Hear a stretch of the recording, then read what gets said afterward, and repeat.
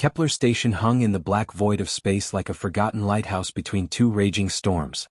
For 3 long years, the Valerian Combine and the Visian Sovereignty had been tearing each other apart in the space around this human outpost.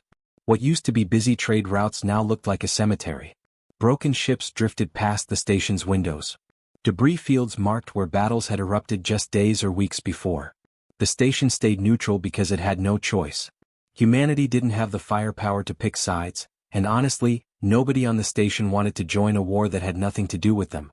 Tyler Hayes was 12 years old, skinny for his age, with messy brown hair that never stayed combed no matter how hard his dad tried. He lived in Section D, the older part of the station where the walls hummed with the sound of ancient life support systems and the lights flickered during power surges. His father, Robert Hayes, ran a small diner there called The Last Stop. The name used to be a joke, something hopeful about being the last place to grab a good meal before a long journey. These days it felt more like a warning. Business had been terrible since the war got worse. Tyler could remember when the diner used to be packed with traders, merchants, and travelers from a dozen different species. Now, most of those people avoided this sector of space entirely. Too dangerous. Too unpredictable. The only customers they got now were soldiers. Tired, hungry soldiers from both sides of the war, stopping at the station to refuel and resupply before heading back out to kill each other. Tyler had gotten good at recognizing them. The Valorians were impossible to miss. They stood nearly 7 feet tall, with smooth pale blue skin that reminded Tyler of ice.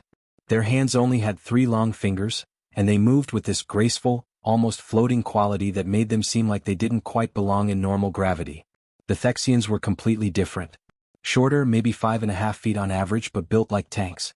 Their bodies were covered in gray-green scales that looked tough as armor. Their eyes glowed with this soft amber light, especially in dim spaces, which made them look dangerous even when they were just sitting down to eat. Both species looked ancient to Tyler, like they'd been around for thousands of years before humans even figured out fire. And right now both of them looked exhausted. Every day after school, Tyler would come straight to the diner to help his father. He'd wipe down tables, refill condiment dispensers, and sweep the floors while Robert worked in the kitchen. The diner had a huge viewport that looked out into space, and Tyler spent a lot of time staring through it while he worked. He could see the distant flashes of weapons fire from the front lines. They looked almost pretty from this far away. Little bursts of light in the darkness, silent because sound didn't travel in vacuum. Beautiful and terrible at the same time. Each flash meant someone was dying out there. One evening, Tyler paused at the viewport with a cleaning rag in his hand. A Valerian transport ship was docking at the far arm of the station, its hull scarred with burn marks from recent combat. He watched the docking clamps engage, thinking about the soldiers inside. "Dad, why do they keep fighting?" Tyler asked, not for the first time.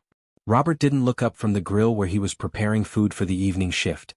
He was a big man with calloused hands and permanent grease stains on his apron. "Same reason anyone fights, kiddo. Because stopping is harder than continuing." Tyler thought about that answer.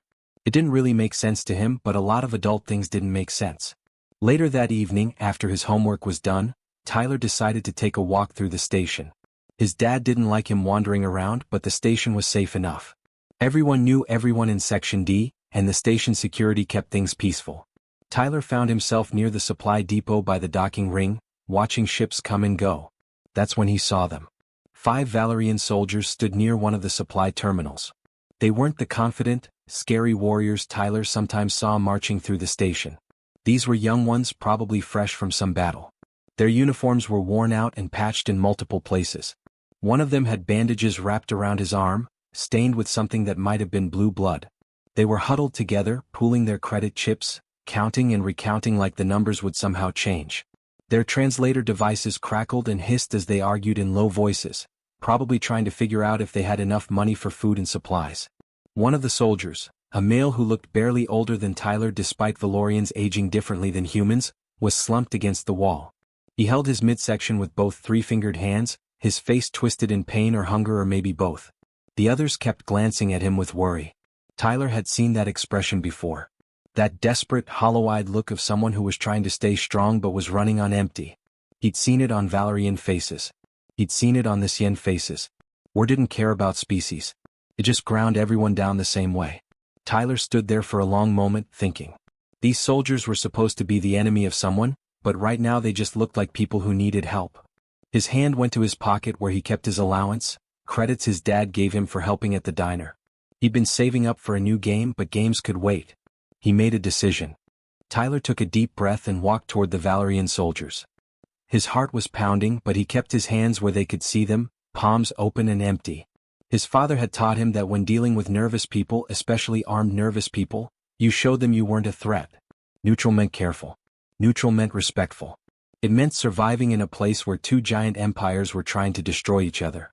"Excuse me," Tyler said, his voice a little shaky. The translator pin on his collar activated, converting his words into the clicking, musical language of the Valorians.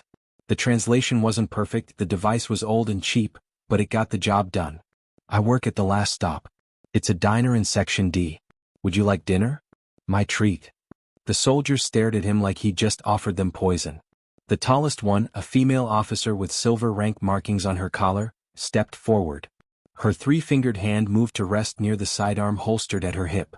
Up close, Tyler could see her pale blue skin was marked with scars, thin white lines that told stories of battles survived. Her eyes were a darker shade of blue, almost purple, and they studied him with deep suspicion. "Human child," she said slowly, her voice coming through his translator with a slight delay. "This is why? Why do you offer this?" Tyler shrugged, trying to look casual even though his stomach was doing flips. "You look hungry.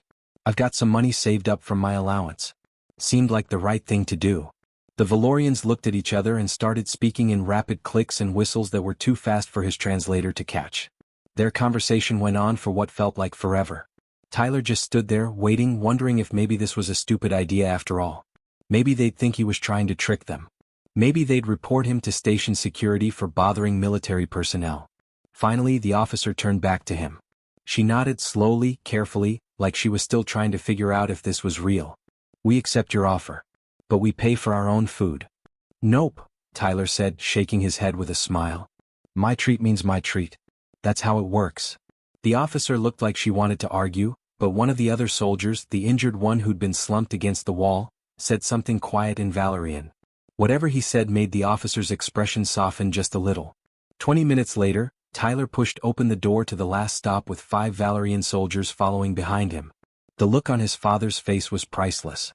Robert Hayes stood behind the counter, his eyes going wide as he took in the scene. His 12-year-old son leading a squad of alien soldiers into the family diner. Tyler could see his dad's face cycling through about 10 different emotions at once. Shock, fear, confusion, and then something that might have been pride mixed with horror. Robert caught his son's eye. Tyler gave him that look, the stubborn, determined look that said he knew what he was doing even when he clearly didn't. His father sighed deeply, the kind of sigh that said they'd be having a long talk about this later, and then he nodded. "Sit anywhere you like," Robert said, already moving to fire up the grill. "I hope you folks like noodles because that's what we do best here." The Valorians chose a table near the back, away from the windows. They sat stiffly, their movements careful and controlled. Tyler brought them water and menus, though the menus were more for show since most aliens couldn't read Earth languages very well. They ate slowly at first like they expected the food to be drugged or poisoned. But Robert Hayes knew how to cook, and good food has a way of breaking down walls. The noodles were hot and fresh, the broth rich and flavorful, so much better than the military ration packs these soldiers had probably been eating for weeks. One by one, Tyler watched them relax. Their shoulders dropped. Their grip on their utensils loosened. The young injured one, his bandages still visible under his uniform, even managed a small smile when he looked up at Tyler. They were halfway through their meal when the door chimed. 6 Thexian soldiers walked in. Everything froze. The Thexians saw the Valorians. The Valorians saw the Thexians. For one horrible second, nobody moved.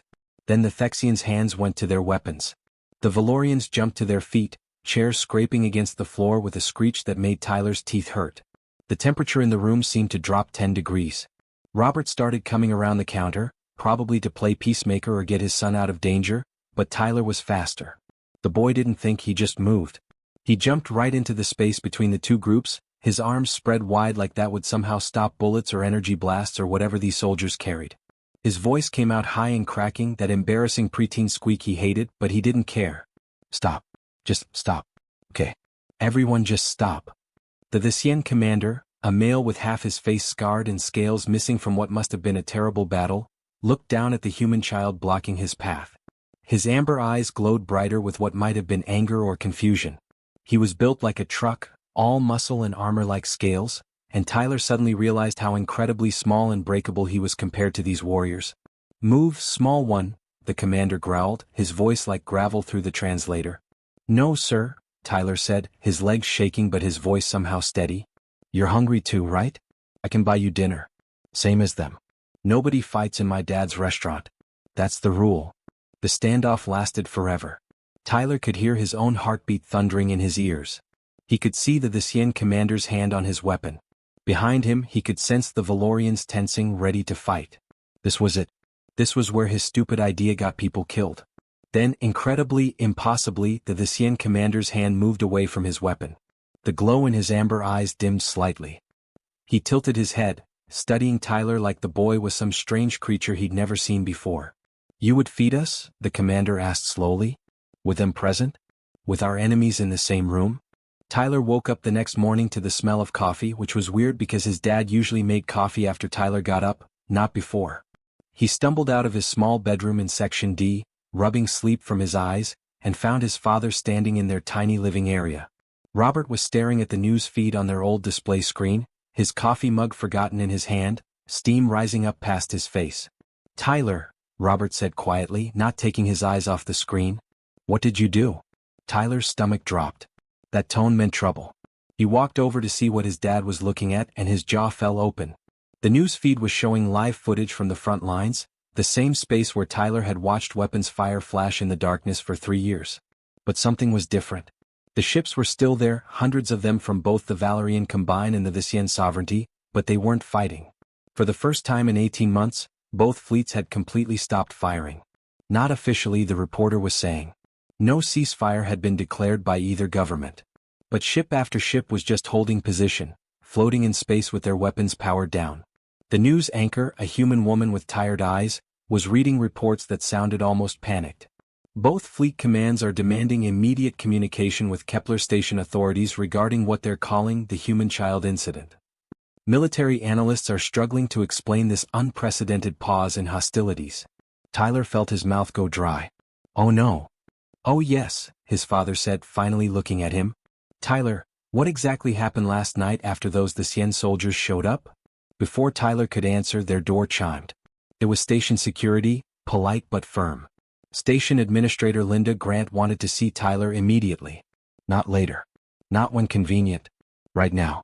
By noon, Tyler found himself sitting in a chair that was way too big for him, in Administrator Grant's office, which was the fanciest room he'd ever been in on the station. The walls were lined with screens, and half of them were showing holographic projections of very angry-looking military officers. Valerian officers on some screens, their pale blue faces stern and suspicious. The Xian officers on others, their scaled features twisted in confusion. All of them staring at Tyler like he was some kind of puzzle they couldn't solve. Administrator Grant sat at her desk, a woman in her 50s with gray hair pulled back tight and the kind of face that had seen too much. She'd been Earth Navy once, Tyler knew, before she retired to run this station. She looked like she was getting too old for this kind of drama. A Valerian admiral spoke first, her voice coming through the translator sharp as broken glass. "Human child. Why did you feed enemy soldiers? What is your goal? What is your government's purpose in this action?" Tyler sat up straighter in the big chair, his feet barely touching the floor. He looked at the assembled military might of 2 galactic powers, all these important people with their medals and their weapons and their centuries of history, and he felt very, very small. "They looked hungry, ma'am," Tyler said simply. "That's all." The screens erupted in multiple languages. Officers started talking over each other, their translator devices struggling to keep up. A Xian general, his scales a darker green than most, leaned forward in his hologram. "There must be more. What does your government gain from this manipulation? What is the strategic purpose?" Tyler felt confused now. Why did everyone keep asking about strategy and governments? "I don't work for the government," he said, and he could hear the frustration creeping into his voice. "I'm 12 years old. I just saw some people who were hungry and I bought them dinner. Nobody should have to be hungry. That's just mean." The translator devices crackled and hissed across multiple languages. Tyler watched the officers conferring with people off-screen, their faces showing something between confusion and disbelief. It was like his words were causing some kind of system error, but not in the technology. Something deeper than that. Like the concept itself didn't compute. Administrator Grant, who'd been sitting quietly, leaned forward in her chair. Gentlemen, ladies, esteemed commanders, she said, her voice carrying that authority of someone who'd been in charge for a long time. The boy is telling you the truth. This wasn't a political act. This wasn't some government conspiracy or strategic manipulation. It was a kid being kind. That's all it was. Kindness, the Valerian admiral repeated slowly, like she was testing out an unfamiliar word in a language she didn't quite speak. Unconditional kindness. With no exchange expected. No debt created. Another the Sien general, this one with ceremonial markings on his scales, tilted his head. You humans do this? You give aid to strangers without requiring payment or service in return. Grant almost smiled, but there was sadness in it. Not all of us. Not as often as we should. But yes, sometimes we do. It's part of our nature. We see someone suffering and we want to help, even if it doesn't benefit us. Even if it costs us something. The officers on the screens went quiet, processing this. Tyler watched them exchange looks with each other, these ancient species who'd been fighting for longer than Tyler had been alive. They looked lost, like someone had just explained a completely alien concept that their brains couldn't quite wrap around. Finally, a younger Valerian officer spoke up. Our soldiers have been communicating across battle lines. They speak of this human child. They ask questions. If a child shows honor to enemies, what does that say about us? About this war? A Thesian commander nodded slowly. Our warriors say the same. They question orders. Not from cowardice but from conscience. Tyler sat in his too big chair and watched two galactic empires struggle with the simple idea that maybe, just maybe, kindness was more powerful than they'd ever imagined. The station's alarm started screaming at 3 in the afternoon. Tyler was doing homework at the small table in their quarters when the sound ripped through the air, that horrible wailing noise that meant imminent danger. The emergency lights kicked on, bathing everything in red. His father dropped the dish he was washing and it shattered on the floor. Through every speaker in Kepler Station came the same panicked announcement. Hundreds of warships were materializing in the neutral zone. Both fleets, Valerian and the Sien, all at once, right on top of the station. Human defense forces scrambled to their positions, but everyone on the station knew the truth. If both fleets wanted to destroy Kepler Station, if they decided that humanity's neutrality was done, nothing could stop them. The station had defensive weapons, sure, but they were designed to deal with pirates and small raiders. Against the combined might of two galactic empires, they might as well throw rocks. Tyler ran to the viewport in their quarters and pressed his face against the cold glass. His breath fogged it up, but he could still see them. Massive vessels, some as big as city blocks, taking position around the station. The Valerian ships were elegant, all smooth curves and pale blue hull plating that seemed to glow with their own light. The Thesian ships were darker, more angular, covered in armor that looked like it could shrug off anything. There were hundreds of them. Maybe thousands. His father stood behind him, one hand heavy on Tyler's shoulder. Tyler could feel his dad shaking, or maybe that was him shaking. Hard to tell. It's okay, Dad, Tyler said, though his voice shook so bad the words barely came out right. Whatever happens, it's okay. But the ships didn't fire. Not at each other. Not at the station. They just sat there in space, silent and waiting. The minutes dragged by like hours. Tyler watched the weapons on those massive ships, waiting for them to light up, waiting for the end. But nothing happened. Then Administrator Grant's voice came through their personal comm. She sounded tired and confused and maybe a little bit amazed. A message had come through official channels from both fleets. Both admirals were requesting permission to dock at Kepler Station. Not their officers. Not their diplomats. The admirals themselves. Personally. Together. And they were requesting a meeting with Tyler Hayes and his father. Robert Hayes made a sound that was halfway between a laugh and a sob. 2 hours later, Tyler sat in a conference room he'd never been in before, one of the fancy diplomatic rooms near the station's command center. The room suddenly felt incredibly small despite being designed to host important meetings. On one side of the long table sat Admiral Kelshera of the Valerian Combine. She was tall even for a Valerian, her pale blue skin marked with ritual scars that formed patterns across her face and arms. Each scar represented a battle Tyler had learned. 3 generations of warfare written on her body in white lines. On the other side sat Grand Admiral Thex Moore of the Thesian Sovereignty. He was ancient, so old that his gray-green scales had faded almost to white. His amber eyes seemed dim, like fires that had burned too long. He moved slowly, carefully, like someone whose body had been through too many wars. Between these two legends of galactic warfare sat Tyler Hayes, 12 years old, in a chair his feet couldn't quite reach the floor from. His father sat next to him, looking like he wanted to be literally anywhere else in the universe. Admiral Kelshira spoke first. Her voice came through the translator formal and stiff, but Tyler could hear something underneath it. Something strained. We have reviewed the reports. We have spoken to our soldiers. We have read the communications that have passed between our fleets. We need to understand something. What? Why did you do this? Tyler looked at his father, hoping for help. Robert nodded at him, encouraging. Tyler took a breath and faced two of the most powerful military commanders in the galaxy. They looked hungry, ma'am, Tyler said simply. And sad. Really sad. I thought maybe good food would help them feel better. That's what my dad does. He makes people feel better with food. It's kind of his whole thing. Grand Admiral Thexmore leaned forward, his old scales creaking. You chose no side. You fed both our people. Valorians and Thexians. Enemies. Well, yeah, Tyler said, and he could hear himself sounding defensive now. You're all just people, right? I mean, the war is between governments and stuff. Between admirals and politicians. Not between regular individual soldiers just trying to survive. Those soldiers didn't choose to be hungry. They didn't choose to be stuck in a war. They're just doing what they were told. Admiral Kelshira's three-fingered hand trembled slightly on the table. Tyler watched it shake, saw the scars on her blue skin, and realized she wasn't angry. She was something else. Something he couldn't quite name. Child, she said quietly. Do you know why we fight? Do you know what started this war? Tyler shook his head. Nobody had ever really explained it to him. Just that the Valorians and Thexians hated each other and had been killing each other for as long as he'd been alive. Neither do we, Admiral Kelshira said, and her voice cracked just a little. Not anymore. Not really. It began with mining rights in the Karathex system. 3 generations ago. A dispute over who could mine certain asteroids.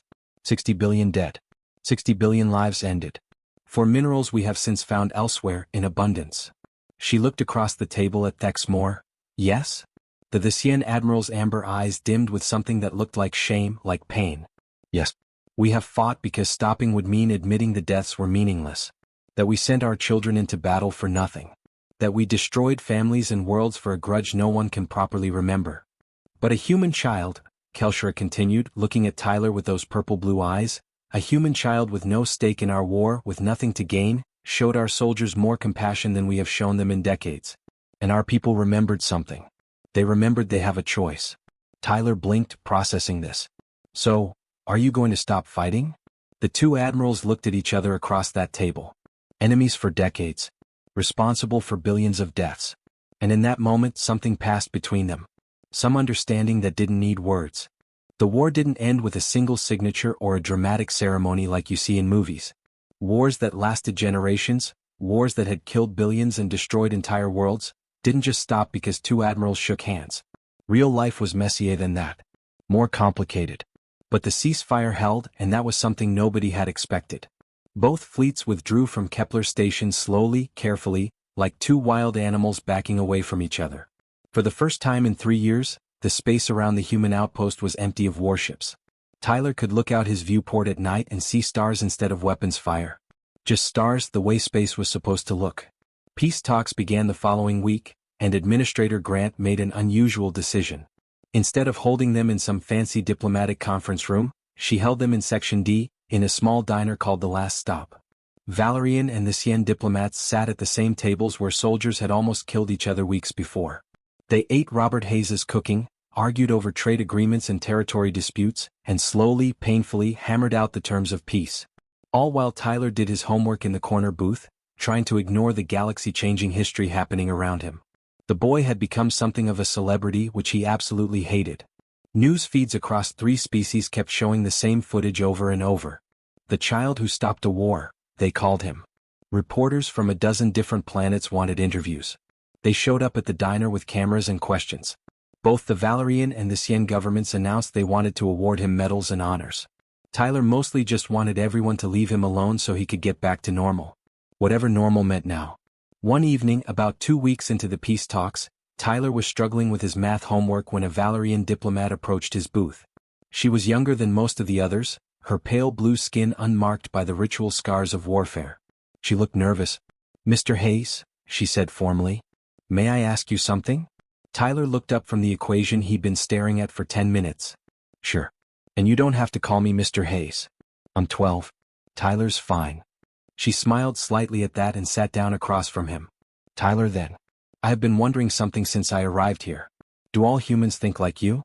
This kindness to strangers, to enemies even. Is this common among your people? Tyler thought about that for a moment, chewing on his pencil. I mean, my dad says we're supposed to. Like it's supposed to be normal. But honestly, lots of people don't. Lots of people are mean or selfish or just don't care. But lots of people do care. My teacher, Mrs. Peterson, she says humans are weird because we keep hoping people can be better than they are, even when they prove us wrong over and over. The diplomat tilted her head, that gesture of curiosity he'd seen Valorians make before. Your species confuses us. You have no natural defenses like our energy manipulation. No telepathy like the Thexians. No superior strength or advanced technology compared to older species. By all logic, humanity should not have survived. How did you? Tyler grinned at that. We're stubborn, I guess. Really, really stubborn. And we make friends pretty easily. Even when it's probably dumb too. Even when it might get us hurt. We just keep trying to connect with people. The diplomat looked at him for a long moment, then nodded slowly. Perhaps that is a greater strength than any weapon. 3 months later, the Valorian-Thexian Accord was officially signed aboard Kepler Station. The ceremony was huge, with representatives from both governments, Earth diplomats who'd flown in special, and hundreds of reporters. Both species agreed to joint mining operations in the disputed territories. They signed mutual defense treaties, promising to protect each other instead of fighting. They established regular cultural exchanges so their people could actually meet each other as individuals instead of enemies. The first priority they agreed on was feeding and housing the refugee populations from both sides, the millions of displaced people who'd been neglected and forgotten during the endless war. Tyler attended the ceremony with his father.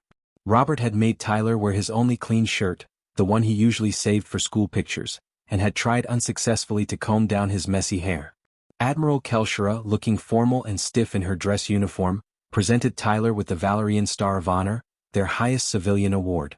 Grand Admiral Thexmore, moving slowly with his ancient body, gave him the Thesian Peace Scale, a beautiful medal made of some iridescent metal that shifted colors in the light. Both medals were beautiful and probably worth a fortune. They were also completely meaningless to a 12-year-old who still had math homework waiting for him. What mattered more came after the ceremony. Junior officers from both sides, young soldiers barely into adulthood, lined up to shake Tyler's hand and thank him personally. Some of them had tears in their eyes. These were people who'd been expecting to die in battle, who'd watched friends die, who'd been trapped in a meat grinder of a war they didn't understand. Now they had futures. They had lives to live. One young Thesian soldier, probably 19 or 20, gripped Tyler's hand and just said, "Thank you for giving me tomorrow." That night, back at the last stop, Tyler helped his father close up the diner. The place was packed again, busier than it had been in years. Traders had returned now that the space lanes were safe to travel. Valorians and Thexians sat mixed together at tables, no longer enemies, sharing stories and drinks and laughter. Tyler could hear them planning trade deals, discussing cultural exchanges, making friends. All in his dad's little diner. "Dad," Tyler said, stacking chairs onto tables so they could sweep. "Mrs. Peterson said I have to write an essay about all this for school. What should I say?" Robert Hayes paused in wiping down the counter. He looked around his small diner, at the aliens who'd become friends and regular customers, at the piece that had somehow started with a simple bowl of noodles and a kid who couldn't stand to see people go hungry. "Tell them the truth, kiddo," Robert said softly. "Tell them you saw people who needed help and you helped them. That's all." "That's it?" Tyler asked. "That seems too simple." "That's everything," Robert said, and there was something in his voice, pride and wonder and love all mixed together. "That's the human way. We see suffering and we want to fix it. We don't always succeed. We mess up a lot. But we keep trying. That's what makes us human."